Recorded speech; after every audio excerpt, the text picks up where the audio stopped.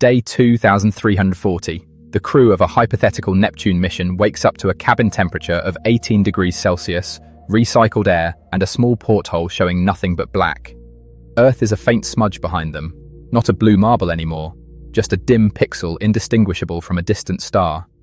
The sun itself has shrunk to a point of light roughly 900 times dimmer than what you see standing outside on a clear afternoon, and Neptune, the destination, is still 3 years away. Not 3 weeks, not 3 months, 3 years of this, of recycled water, artificial light, radiation accumulating in their cells, and a body that is quietly, systematically dismantling itself in the absence of gravity. This is not a science fiction premise. This is the physical reality of what a crewed mission to Neptune would look like based on current science and engineering, and the closer you examine it, the more one conclusion becomes unavoidable. Anyone sent to Neptune would almost certainly never see Earth again, not because the mission plan has failed, not because the technology wasn't good enough, but because the universe does not care about our ambitions, and it wrote the rules long before we arrived. Neptune is the 8th planet from the Sun, a pale blue ice giant sitting roughly 4.5 billion kilometers from where you are right now. That number is almost meaningless on its own, so consider this. If you drove a car at highway speed, never stopping, toward Neptune, you would arrive in approximately 5,000 years. The light leaving the Sun takes 4 hours and 15 minutes to reach it. When NASA's Voyager 2 spacecraft flew past Neptune in 1989, the only spacecraft in history to do so, it had been traveling for 12 years. 12 years, and it was a flyby. No stopping, no orbiting, just a brief pass through the system at tens of thousands of kilometers per hour and then onward into a stellar space forever. We dream of going further, of course.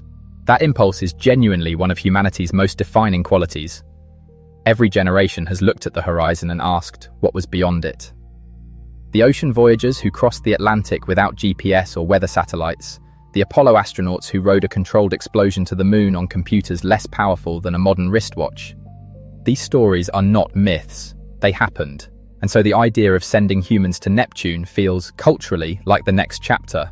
Space agencies discuss outer solar system exploration, futurists talk about nuclear-powered spacecraft cutting travel times. The dream is alive, and it is not irrational to hold it. But here is where the mathematics begins to close in. With chemical propulsion, the same fundamental technology that launched every crewed spacecraft in history, a Neptune mission would take somewhere between 10 and 14 years one way, depending on the trajectory and whether a gravity assist from Jupiter is available.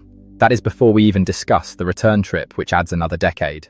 Nuclear thermal propulsion, one of the most developed advanced concepts, could theoretically cut that time roughly in half, down to perhaps 5 or 6 years each way.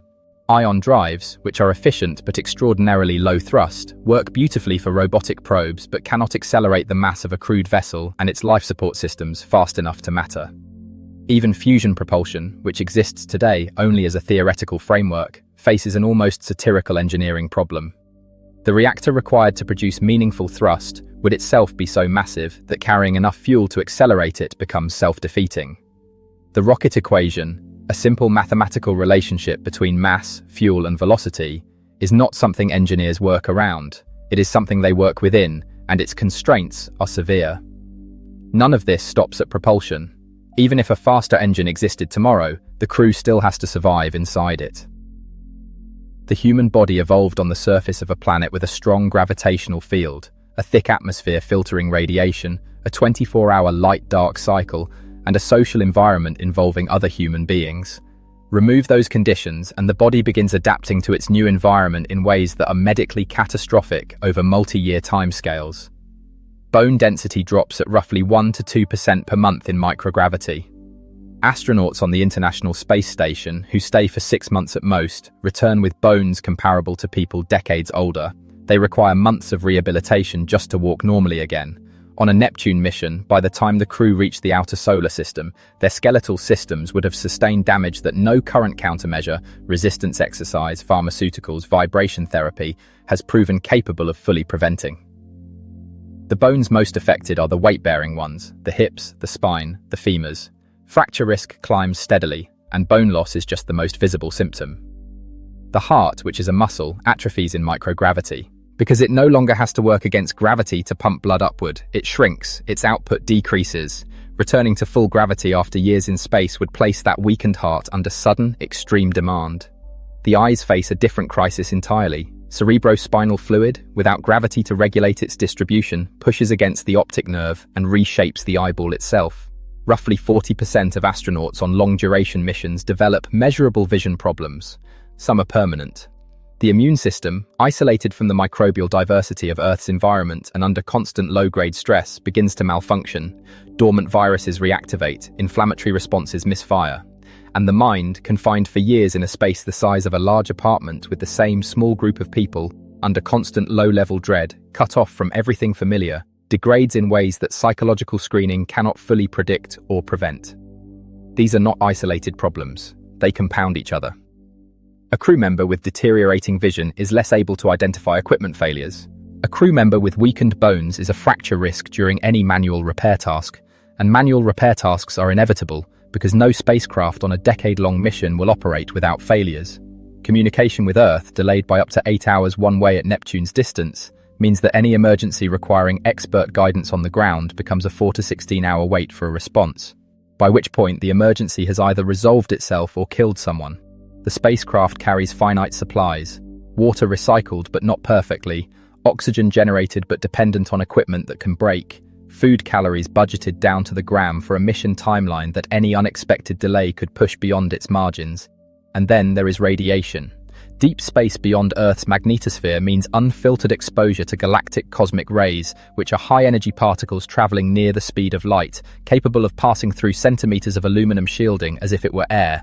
They cause direct DNA damage. They increase cancer risk. They may contribute to cognitive decline. Shielding against them with current materials would require a mass of water or polyethylene so enormous it is not practically achievable on any plausible spacecraft. Every day in deep space is a slow accumulation of damage that has no safe threshold. Stack all of this together and the picture becomes clear. A Neptune mission with current or near-future technology would send human beings on a journey lasting over a decade each way, during which their bodies would be systematically destroyed by microgravity and radiation, their mental health pushed past any tested limit, their lives sustained by machinery operating far beyond any demonstrated reliability, with no possibility of rescue and no ability to get real-time help from Earth.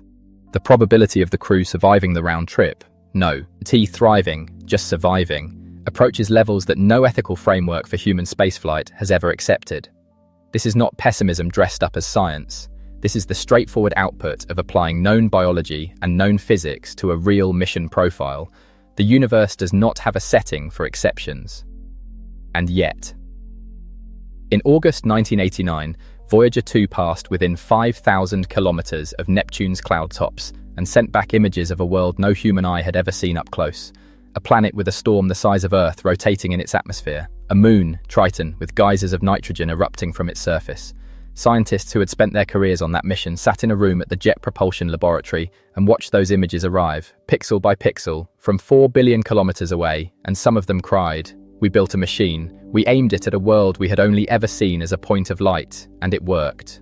We cannot send people to Neptune, not now and not in any foreseeable future that respects the bodies we inhabit and the physics we live inside.